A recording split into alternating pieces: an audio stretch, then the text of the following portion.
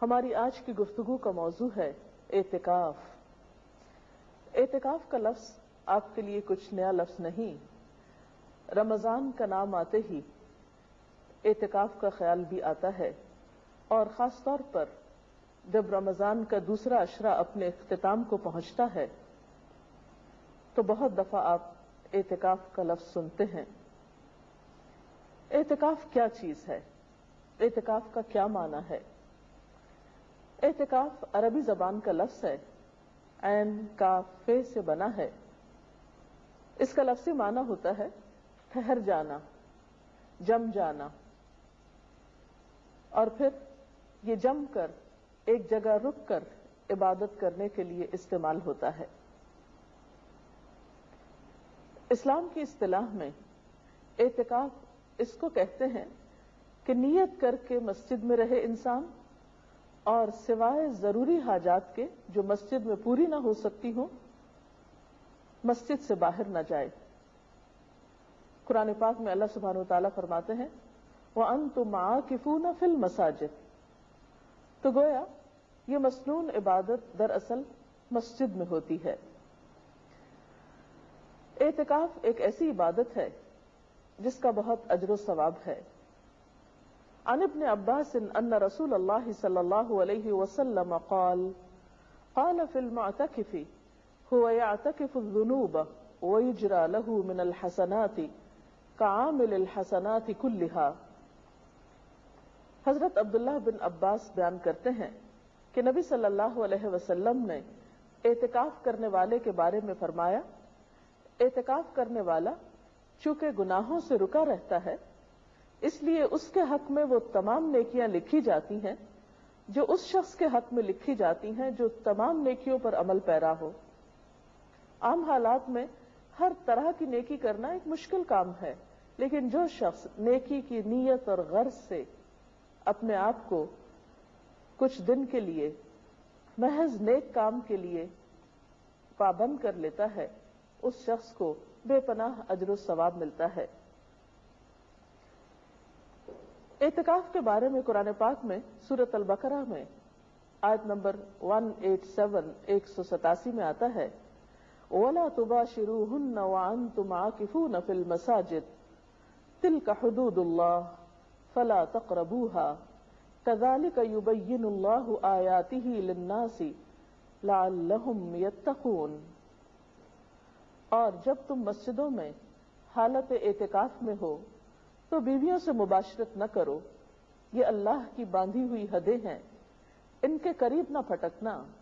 اس طرح اللہ اپنے احکام لوگوں کے لیے بصراحت بیان کرتا ہے، توقع ہے کہ وہ غلط رویے سے بچیں گے۔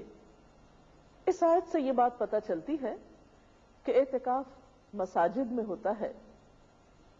اگرچہ اعتکاف رمضان کے علاوہ بھی ہوتا ہے، لیکن رمضان میں چونکہ ہر نیکی کا اجر زیادہ ہو جاتا ہے، اور ویسے بھی رمضان میں اعتکاف فرض کفایہ کی حیثیت رکھتا ہے، اس لیے عموماً اعتکاف رمضان میں ہی کیا جاتا ہے۔ اعتکاف ایک دن کا بھی ہو سکتا ہے اور زیادہ کا بھی۔ نبی صلی اللہ علیہ وسلم عموماً آخری عشرے میں اعتکاف فرمایا کرتے تھے۔ آپ کے اس طرز عمل کے بارے میں حضرت ابو ہریرہ رضی اللہ تعالی عنہ بیان کرتے ہیں کہ نبی اکرم صلی اللہ علیہ وسلم کے سامنے ہر سال ایک بار قرآن پڑھا جاتا۔ جس سال آپ نے وفات پائی اس سال آپ کے سامنے 2 بار قرآن مجید ختم کیا گیا۔ اسی طرح ہر سال آپ 10 دن اعتکاف فرماتے، لیکن جس سال آپ نے وفات پائی 20 دن کا اعتکاف فرمایا۔ حضرت عائشہ سے روایت ہے نبی صلی اللہ علیہ وسلم رمضان مبارک کا آخری عشرہ اعتکاف فرمایا کرتے تھے، یہاں تک کہ آپ نے وفات پائی۔ آپ کے بعد آپ کی ازواج مطہرات نے بھی اعتکاف کیا۔ اس سے پتہ چلتا ہے کہ یہ عبادت مردوں کے علاوہ خواتین بھی کر سکتی ہیں۔ حضرت عبداللہ بن عمر بیان کرتے ہیں کہ نبی صلی اللہ علیہ وسلم جب اعتکاف کا ارادہ فرماتے تو توبہ والے ستون کے ساتھ یا تو آپ کے لیے بستر بچھا دیا جاتا یا آپ کی چارپائی بچھا دی جاتی۔ توبہ والا ستون وہ خاص ستون ہے جس کے ساتھ کچھ لوگوں نے اپنے آپ کو باندھ لیا تھا اس غرض سے کہ ان کی ایک کوتاہی پر جب تک اللہ تعالیٰ معاف نہیں فرمائیں گے وہ اپنے آپ کو وہاں سے الگ نہیں کریں گے۔ اس حدیث سے یہ بات بھی پتہ چلتی ہے کہ آپ صلی اللہ علیہ وسلم نے اعتکاف کی حالت میں چارپائی کا استعمال بھی کیا۔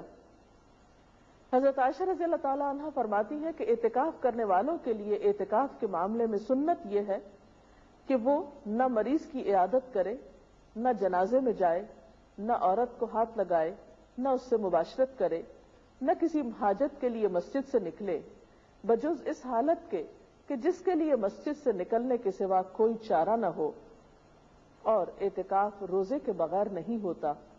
اگرچہ اعتکاف کے لیے ہر شخص اپنی مرضی کے مطابق اپنا ایک ٹائم ٹیبل بنا سکتا ہے، لیکن سہولت کے لیے یہاں پر چند ایسی باتوں کا ذکر کیا گیا ہے جو اعتکاف کرنے والوں کے لیے مفید ہو سکتی ہیں، کیونکہ کوئی بھی کام اگر پلاننگ کے ساتھ کیا جائے، اچھے طریقے سے کیا جائے، تو اس کا اجر و ثواب بھی کئی گنا بڑھ جاتا ہے اور انسان کا وقت بھی زیادہ بہتر طور پر استعمال ہوتا ہے۔ نمونے کا ایک ٹائم ٹیبل حاضر خدمت ہے۔ مثلا دن کا آغاز صبح اٹھنے سے ہوتا ہے۔ اعتکاف میں اگر آپ رات کے تیسرے پہر اٹھ جائیں اور اللہ پاک کے حضور مناجات کریں، دعائیں مانگیں، ذکر اذکار کریں، نوافل پڑھیں، تو وہ وقت عبادت کے لیے نہایت بہترین ہے۔ حضرت ابو ہریرہ رضی اللہ تعالی عنہ سے روایت ہے کہ رسول اللہ صلی اللہ علیہ وسلم نے فرمایا، ہمارا رب جب آخر تہائی حصہ رات کا باقی رہ جاتا ہے تو آسمان دنیا پر اترتا ہے اور فرماتا ہے، کون مجھ سے دعا کرتا ہے کہ میں اس کی دعا قبول کروں؟ کون مجھ سے کچھ مانگتا ہے کہ میں اس کو دوں؟ کون مجھ سے گناہوں کی معافی چاہتا ہے کہ میں اس کے گناہ معاف کر دوں؟ اور ویسے بھی صبح کے اوقات میں سحری کے وقت استغفار اللہ کے مقرب بندوں کا شیوا ہے۔ اللہ سبحانہ وتعالیٰ فرماتے ہیں اپنے نیک بندوں کے بارے میں کہ وَبِالْأَسْحَارِ هُمْ يَسْتَغْفِرُونَ، سحری کی گھڑیوں میں وہ استغفار کرتے ہیں، اس لیے اس وقت ذکر میں بہترین وظیفہ استغفار کا ہو سکتا ہے۔ ذکر و اذکار کے بعد سحری کے وقت آپ سحری بھی کھا سکتے ہیں۔ اعتکاف میں کھانے پینے کی کوئی ممانعت نہیں۔ حضرت انس رضی اللہ تعالی عنہ سے روایت ہے کہ رسول اللہ صلی اللہ علیہ وسلم نے فرمایا، سحری کھاؤ کیونکہ سحری کھانے میں برکت ہے۔ اس کے بعد نماز فجر کا وقت آتا ہے۔ اگر خواتین گھر میں اعتکاف کر رہی ہوں تو ان کے لیے خاص طور پر فجر کی نماز میں لمبی نماز پڑھنا زیادہ مفید ہے۔ اس کے بارے میں حضور صلی اللہ علیہ وسلم کا طریقہ ہمارے سامنے ہے۔ بخاری کی روایت ہے کہ آپ صلی اللہ علیہ وسلم صبح کی نماز سے اس وقت فارغ ہو جاتے جب ہم میں سے کوئی اپنے پاس بیٹھنے والے کو پہچان لیتا۔ آپ اس میں یعنی فجر کی نماز میں 60 آیتوں سے لے کر 100 آیتوں تک پڑھتے تھے۔ تو اس سے پتہ چلتا ہے کہ ایک تو فجر کی نماز ذرا جلدی شروع کر لینی چاہیے، یعنی وقت ہوتے ہی اندھیرے میں۔ دوسرے یہ کہ وہ تمام نمازوں سے زیادہ لمبی نماز ہونی چاہیے جس میں 60 سے 100 آیات تک پڑھی جائیں اگر زبانی یاد ہو، اور اس کے لیے ظاہر ہے کہ پھر زبانی قرآن پاک یاد کرنے کی بھی کوشش کرنی چاہیے، تبھی اس سنت پر عمل ہو سکتا ہے۔ نماز فجر کے بعد صبح شام کے مسنون اذکار پڑھے جا سکتے ہیں۔ قرآن پاک میں اللہ سبحانہ وتعالی فرماتے ہیں، یا ایھا الذین آمنوا اذکروا اللہ ذکرا کثیرا وسبحوہ بکرۃ واصیلا، اے لوگو جو ایمان لائے ہو، اللہ کو کثرت سے یاد کرو اور صبح و شام اس کی تسبیح کرتے رہو۔ نبی اکرم صلی اللہ علیہ وسلم نے بھی فرمایا کہ مجھے ایسے لوگوں کے ساتھ بیٹھنا حضرت اسماعیل علیہ السلام کی اولاد میں سے 4 غلاموں کو آزاد کرنے سے زیادہ پسند ہے جو نماز فجر سے طلوع آفتاب تک اللہ کا ذکر کرتے ہیں۔ تو اس سے پتہ چلتا ہے کہ یہ وقت ذکر کے لیے بہت بہترین ہے، اور ایسے لوگوں کے ساتھ بیٹھنے کو جو اس وقت ذکر کر رہے ہوں اللہ کے رسول صلی اللہ علیہ وسلم نے پسند فرمایا ہے، اور جس کی محفل میں اللہ کے رسول صلی اللہ علیہ وسلم بیٹھنا پسند کریں، پھر اس کی شان کیا ہو سکتی ہے؟ اس سے بڑھ کر اس کے لیے اعزاز کیا ہو سکتا ہے؟ ان اذکار کے علاوہ اس وقت آپ قرآن پاک کی تلاوت کر سکتے ہیں، کیونکہ قرآن پاک کی تلاوت کے لیے بھی یہ وقت بہت موزوں ہے۔ سورۃ بنی اسرائیل میں اللہ تعالیٰ فرماتے ہیں ان قرآن الفجر کان مشہودا، بے شک صبح کا قرآن حاضر کیا جاتا ہے، یعنی اس وقت فرشتے حاضر ہوتے ہیں۔ پھر اسی طرح اگر آپ اپنے اعتکاف ہی کی جگہ پر نماز، ذکر، تلاوت کے بعد سورج طلوع ہونے کا انتظار کریں، ذکر میں مشغول رہیں حتیٰ کہ نماز اشراق کا وقت ہو جائے، تو اس کو بھی ساتھ ہی ادا کر لیں۔ حضرت انس رضی اللہ تعالی عنہ سے روایت ہے کہ رسول اللہ صلی اللہ علیہ وسلم نے فرمایا، جس آدمی نے فجر کی نماز جماعت سے پڑھی، پھر سورج طلوع ہونے تک بیٹھ کر اللہ کا ذکر کرتا رہا اور 2 رکعت نماز ادا کی، یعنی اشراق کی نماز، اسے 1 حج اور 1 عمرے کا ثواب ملے گا۔ راوی نے کہا کہ رسول اللہ صلی اللہ علیہ وسلم نے فرمایا، پورے 1 حج اور 1 عمرہ کا، پورے 1 حج اور 1 عمرہ کا ثواب، یعنی بہت ہی اجر و ثواب ہے اس وقت کی عبادت کا۔ اشراق کے نوافل کے بعد اگر آپ اپنے اعتکافی کی جگہ پر بیٹھ کر مزید کچھ قرآن پاک وغیرہ پڑھنا چاہیں تو ایسا بھی آپ کر سکتے ہیں، اور پھر مزید نوافل بھی پڑھ سکتے ہیں، کیونکہ حضور صلی اللہ علیہ وسلم نے فرمایا، اللہ تعالیٰ ارشاد فرماتا ہے، اے آدم کے بیٹے، دن کے شروع میں میرے لیے 4 رکعت نماز ادا کر، میں تیرے سارے کاموں کے لیے کافی ہو جاؤں گا۔ اس نماز کو چاشت کی نماز کہا جاتا ہے۔ اگر کچھ سستی یا تھکاوٹ محسوس ہو رہی ہو تو بہتر ہے کچھ دیر اب آپ آرام کر لیں۔ آپ لیٹ کر بھی ذکر اذکار کر سکتے ہیں، تھوڑی دیر کے لیے سو بھی سکتے ہیں، لیکن اگر آپ اپنی طبیعت اچھی پاتے ہوں تو بہتر ہے کہ اب آپ کچھ وقت مطالعے کے لیے نکالیں، دینی کتابوں کا مطالعہ، قرآن پاک کی تفسیر پڑھنا، اور اگر آپ پڑھ نہ سکتے ہوں تو کیسٹ لگا کر سننا، اور دینی کتب کو جو آپ کے روزمرہ کی دینی مسائل سے متعلق ہوں یا اخلاق اور کردار کو سنوارنے والی ہوں، ان کو آپ اپنے زیر مطالعہ رکھ سکتے ہیں، کیونکہ طلب العلم فریضۃ علی کل مسلم، علم کا حاصل کرنا، طلب کرنا ہر مسلمان پر فرض ہے۔ اور ویسے بھی علم کے سیکھنے اور سکھانے والے اللہ تعالیٰ کے محبوب بندے ہیں۔ پھر اس کے بعد ظہر کی نماز طویل ادا کریں، نوافل بھی پڑھ سکتے ہیں مزید، پھر تھوڑا سا قیلولہ آپ کر سکتے ہیں، کیونکہ اس سے آپ کو تہجد کے وقت اٹھنے میں، رات کو جاگنے میں سہولت ہو سکتی ہے۔ نماز ظہر کے بعد، قیلولہ کے بعد آپ کچھ وقت قرآن پاک کی کچھ صورتوں کو حفظ کرنے کے لیے، اور اگر آپ حافظ قرآن ہیں اللہ کے فضل سے تو اپنے دہرائی کے لیے اس وقت کو استعمال کر سکتے ہیں، کیونکہ قرآن پاک اگر دہرایا نہ جائے تو انسان کو بھول جاتا ہے۔ عصر کی نماز بھی اسی طرح خوب اچھی طرح ادا کریں، طہارت وغیرہ کا اچھا اہتمام کریں، اور عصر کی نماز کو تاخیر سے نہیں پڑھیں، کیونکہ آپ صلی اللہ علیہ وسلم نے دھوپ کے پیلا پڑنے پر عصر کی نماز پڑھنے والے کو منافق قرار دیا ہے۔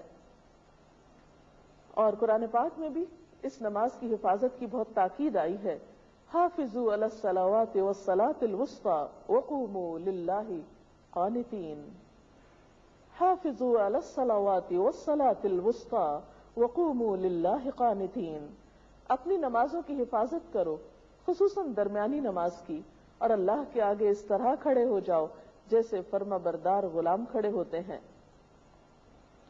عصر سے لے کر مغرب تک کا وقت، اس میں آپ تسبیحات کر، اور اس وقت بھی ذکر کرنا نہایت پسندیدہ ہے۔ آپ نے فرمایا، مجھے ایسے لوگوں کے ساتھ بیٹھنا 4 غلام آزاد کرنے سے زیادہ پسند ہے جو نماز عصر سے غروب آفتاب تک اللہ کا ذکر کرے۔ اس وقت بھی آپ صبح شام کی دعائیں پڑھ سکتے ہیں، اس کے علاوہ کچھ اور تسبیحات مثلا سبحان اللہ و بحمدہ سبحان اللہ العظیم، استغفر اللہ ربی من کل ذنب و اتوب الیہ، اللہم صلی وسلم علی نبینا محمد، لا حول ولا قوة الا باللہ العلی العظیم، لا الہ الا انت سبحانک انی کنت من الظالمین، یا حی یا قیوم برحمتک استغیث۔ یہ ذکر کے کچھ مخصوص کلمات ہیں، اپنی سہولت کے مطابق آپ جس کی چاہیں جتنی مرتبہ چاہیں تسبیح کر سکتے ہیں۔ اس کے بعد افطار کا وقت قریب ہوگا، پھر دعائیں خوب مانگیں کیونکہ افطاری کے وقت دعائیں قبول ہوتی ہیں۔ افطار میں کوشش کریں کہ آپ ہلکا کھانا پینا رکھیں، کیونکہ افطاری کے وقت اگر آپ بہت زیادہ کھا پی لیں تو آئندہ کی عبادت مشکل ہو جاتی ہے، کیونکہ اعتکاف میں انسان کہیں چل پھر بھی نہیں سکتا۔ اس لیے غذا کے بارے میں خاص احتیاط کی ضرورت ہے۔ ایسی غذاؤں سے بچیں کہ جن کی وجہ سے آپ کے معدے پر بوجھ ہو، آپ کی طبیعت میں سستی ہو اور آپ یکسوئی اور شوق کے ساتھ اللہ کی عبادت نہ کر پائیں۔ نماز مغرب میں خوب دل لگا کر خشوع و خضوع کے ساتھ نماز ادا کریں۔ اس کے بعد اگر آپ چاہیں تو کھانا کھا سکتے ہیں۔ کھانے کے بعد نماز عشاء سے پہلے اگر آپ وقت مقرر کر لیں کہ کچھ دعائیں جو آپ صلی اللہ علیہ وسلم مختلف مواقع کی مناسبت سے پڑھتے تھے ان کو یاد کر لیں تو یہ بھی ایک اچھی کوشش ہوگی۔ مثلا گھر سے نکلتے وقت کی دعا، گھر میں داخل ہوتے وقت کی دعا، سواری پہ بیٹھتے وقت کی دعا، اسی طرح آئینہ دیکھنے کی دعا وغیرہ وغیرہ۔ صبح شام کے بہت سے ایسے اذکار موجود ہیں کہ جنہیں آپ اپنی عادت بنانے کے لیے زبانی یاد کر سکتے ہیں اور جس سے آپ کی زندگی برکتوں سے مالا مال ہو سکتی ہے۔ پھر اسی طرح کوشش کریں کہ تراویح کی نماز بہت اچھی طرح اور طویل ادا ہو، کیونکہ آپ صلی اللہ علیہ وسلم کی اس نماز کے بارے میں حضرت عائشہ فرماتی ہیں کہ مت پوچھو ان کے حسن کے بارے میں اور ان کے طول کے بارے میں کہ کتنی لمبی رکعتیں ہوتی تھیں آپ کی رات کی نماز کی اور کتنے خوبصورت طریقے سے آپ ان کو ادا کرتے تھے۔ صرف تعداد پوری کرنے، گنتی پوری کرنے کی کوشش نہ کریں، بلکہ آپ صلی اللہ علیہ وسلم کی سنت پر عمل کرتے ہوئے طویل قیام، طویل رکوع اور طویل سجدوں کی بھی کوشش کریں۔ معلوم نہیں زندگی میں آئندہ یہ موقع ملے یا نہ ملے، تو ان فرصت کے لمحات سے خوب فائدہ اٹھائیں۔ اس کے بعد آپ رات کو آرام کر سکتے ہیں۔ آرام کے لیے بھی آپ مسنون طریقہ اختیار کریں، دائیں کروٹ پہ لیٹیں، دایاں ہاتھ دائیں گال کے نیچے رکھتے ہوئے مسنون دعا پڑھیں، آیت الکرسی پڑھیں، اور اس طرح آپ صبح سے لے کر رات تک، آپ جاگنے سے لے کر سونے تک مسلسل عبادت کی حالت میں رہیں گے۔ اگر آپ ایک ٹائم ٹیبل کی اس کی یا اس کے علاوہ اپنی ضرورت کے مطابق ایک پابندی کریں گے تو انشاءاللہ اپنے اوقات سے بہتر فائدہ اٹھا سکیں گے۔ اللہ تعالی ہم سب کو نیکی کی توفیق بھی دے اور ان اوقات اور لمحات کو بہترین طریقے سے صرف کرنے کی۔ ناظرین، اس کے ساتھ ہماری آج کی گفتگو کا وقت ختم ہوتا ہے۔ کل تک کے لیے اجازت چاہتے ہیں۔